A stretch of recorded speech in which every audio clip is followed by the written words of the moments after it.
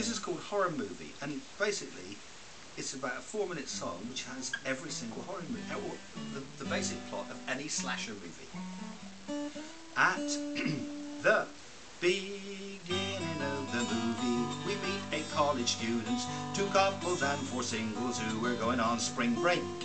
One of them, called Jerry, has a house that they could stay in the backwoods of Kentucky. This could be a big mistake.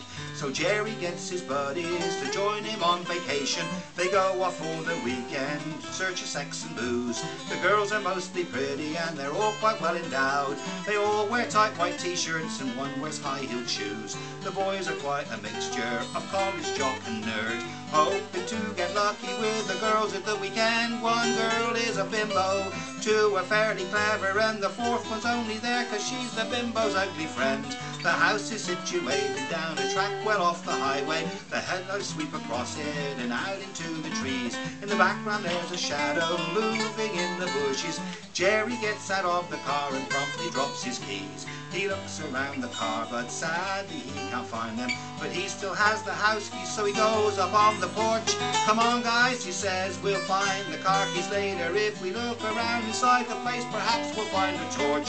They all go in, the lights go on, and inside it's quite cozy. The food's unpacked, the wine uncorked, they start to eat and drink. "I know," says the bimbo, "let's tell some horror stories. That'll start the weekend off quite well, what do you think?" Then one called Denise goes outside for fresh air. Once again we get a glimpse of shadows in the trees. We hear a scream and gurgling sound and suddenly there's silence. They run outside, find pools of blood but no sign of Denise. "It's just a joke," says Jerry, "she's just trying to scare us. She'll be in the house when we go back inside." They rush back in but there is no Denise in there to greet them. "She's playing games," says Jerry, "she just found a place to hide." But by this time it's apparent there is somebody out there. In fact, there might be more than one, judging from the noise. But instead of staying inside and barricading doors and windows, 3 of them go back outside, the bimbo and 2 boys. What's worse is that they go outside without a light or weapon, just the full moon beaming down on the bimbo's gorgeous breasts. They blunder through the undergrowth and lose track of each other, and one by one they run into 3 unwanted guests. The killers all are ghoulish, 2 sons and a mother, horribly mutated and hopelessly inbred. They communicate with grunts and squeaks and carry large machetes, axes, knives and chainsaws, and one has Denise's head.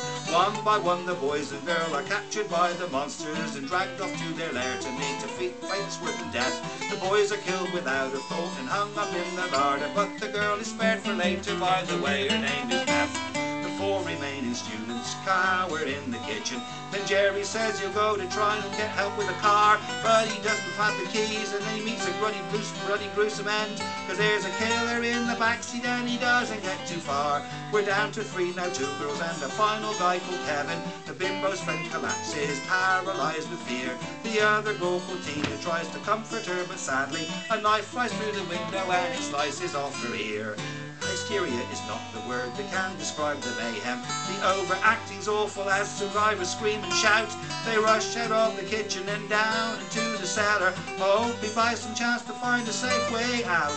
The audience is given hope because they find a trapdoor, a secret one that lies concealed underneath the mat. They pull it up and then go down a ladder to a tunnel. With luck they'll be out of there in seconds flat. But sadly they're mistaken, 'cause it doesn't lead to safety.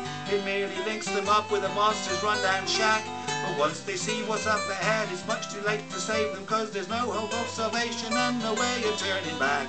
And one by one they're taken by the mutants and their mother, carved into small pieces and thrown into a pot.